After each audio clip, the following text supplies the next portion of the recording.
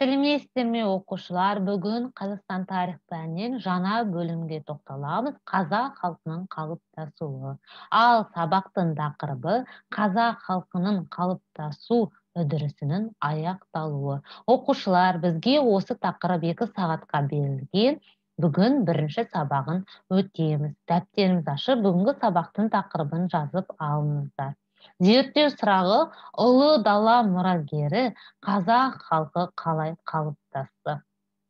Сабақтың мақсаты: қазақ халқының қалыптасуының негізгі кезеңдерін анықтау, қазақ этнонимінің мағынасын түсіну, қазақ жүздерінің орналасу және бөліну ерекшеліктерін саралау. Өткен сабақтан сіздер не білесіздер? Қоғамды бейнелейтін тарихи, философиялық және әдеби шығармалардың мазмұны, негізгі идеясы. Күй, аңыз, шежіре, эпостық жырлардың тарихи маңызы. Оқушылар, ең алдымен біліміңіз сайтын пайдаланып, қазақ халқының қалыптасу үдерісінің аяқталуына байланысты бейнематериал көретін боласыздар.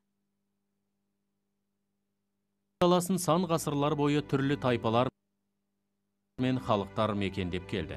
Тек 15-16 ғасырларда қазақ тайпалары өз аумағын құрып, жеке ұлт болып қалыптасты.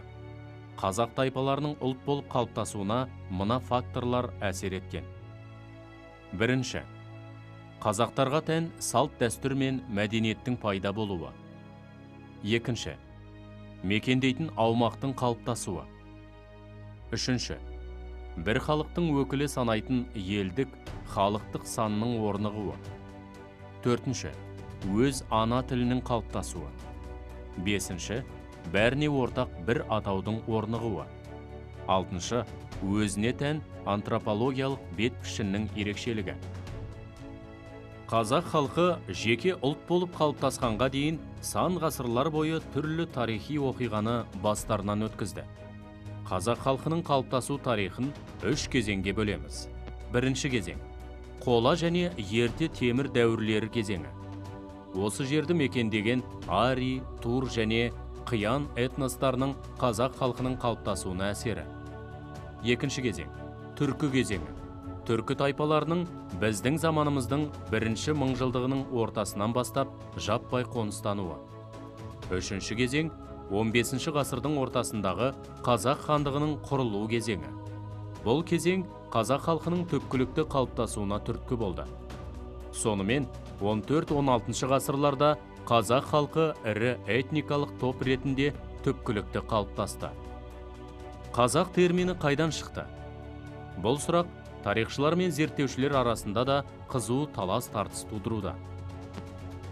Орта ғасырлық деректер бұл терминнің тарихын зерттеуге зор мүмкіндік береді. Сол деректердің бірінде 1356 жылы қазақтар Мәуереннахрды басып алды деп көрсетілсе, енді бірінде 1397-1410 жылдарда Қырым қыпшақтарының бір бөлігі Литваға қоныс аударып өздерін казактармыз деп атап, корольдер билігінде қызмет атқарған дейді. Тағы бір дерек бойынша 1523 жылы Стамбулдағы орыс елшісі Морозов сұлтанға «Сенің Азовтағы қазақтарың далада біздің адамдарды тұтқынға алып, Азовқа сатады» деген. Тағы бір деректе 1471 жылы Новгородтағы жорыққа Касимов ханзадасы Данияр өз қазақтарымен қатысты деп көрсетіледі. Бұл орта ғасырлық қысқаша деректен қазақ термині әскери іспен айналысқан көшпелілер немесе орталық билікті мойындамай, мемлекеттен бөлініп кеткендер жайлы екенін білеміз. Міне сондықтан Жәнібек пен Керей сұлтандар бастап, Моғолстанға көшіп кеткен Алаштың көшпелілер тобы қазақ атауын алды. Қазақ атауының шығуына байланысты жаңа заманғы бірнеше нұсқаларды қарастырып көрсек. Академик Василий Радлов қазақ сөзінің мағынасы тәуелсіз, ерікті адамдар деп жазады. Шоқан Уәлиханов қазақ өте қадірлі сөз, күшті, мықты, шабытты дегенді білдіреді дейді. 1871 жылы Василий Григорьев сақтардың өмір сүруі, күн көрісі қазақтарға ұқсайтынын айта келіп, біздіңше сақ деген атау қыпшақ және қазақ, қассақ деген сөздердің морфемаларында сақталған деп жазады. Александр Бернштам қазақ сөзі Каспий мен сақ тайпасының бірігуінен пайда болған деп тұжырымдайды. Зерттеуші Асылбек Әбдірахманов қазақ сөзінің төркіні қаз және оқ, яғни оқ деген екі сөздің қосылуынан жазылған. Оқ көне түркі тілінде ру, тайпа дегенді білдіреді. Қазоқ қаз тайпалары деген ұғымды білдіреді дейді. Қазақ этнонимі еркін адам, ерікті қоғам мағынасын береді. Қазақ сұлтандары құрған хандық қазақ хандығы деген атауға ие болды. Осы кезден бастап қазақ сөзінің мағынасы өзгере бастады. Әлеуметтік терминнен ол саяси терминге ауысып, қазақ хандығына қараған ұлтты білдірді. Жүз ұғымының пайда болуы туралы пікірлер көп. Соның біріне тоқталып өтсек, Шоқан Уәлиханов қазақ халқының жүзге бөлінуі жайлы қазақ мемлекеті құрылғаннан кейінгі кезде өз жерін қорғау қажеттілігінен туған одақ деген пікір қалдырған. Дәстүрлі қазақ қоғамы 300-ден тұрады. Ұлы жүз, орта жүз және кіші жүз. Жүздердің шыққан уақыты, себептері жөнінде ғалымдардың арасында нақты әрі ортақ пікір жоқ. Оқушылар, бейне материалды көріп аяқтадық. Ал енді конспекттерді оқыңыздар.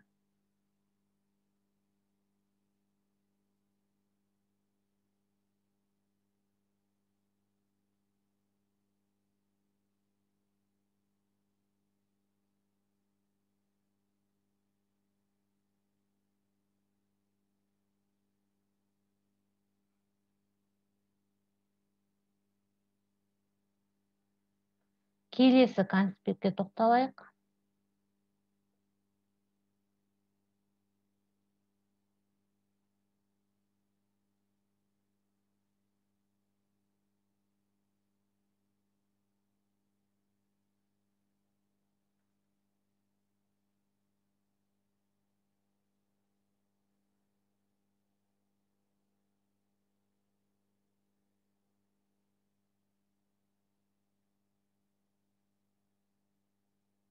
Келесі конспектімізді оқиық.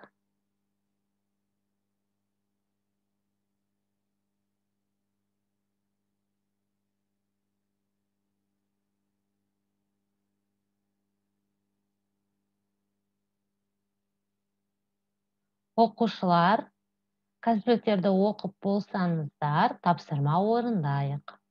Бірінші тапсырма берілген сөздердің авторларын тауып сәйкестендіріңіздер.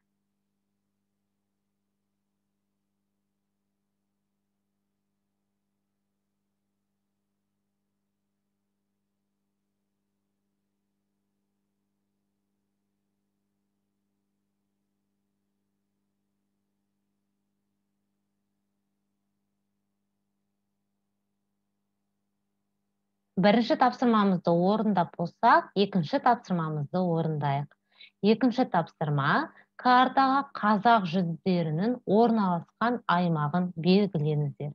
Яғни оқушылар, сіздер дәптерлеріңізге түс бойынша жазуларыңызға болады. Мысалы, жасыл түс кіші жүз, орта жүз, немесе ұлы жүз бе. Мына жердегі күлгіндеу түс. Кіші жүз бе, ұлы жүз бе, орта жүз бе. Және біздің соңғы қоңырлау түсіміз дәл солай ұлы жүз бе, кіші жүз бе, орта жүз бе жазып тапсырсаңыздар болады.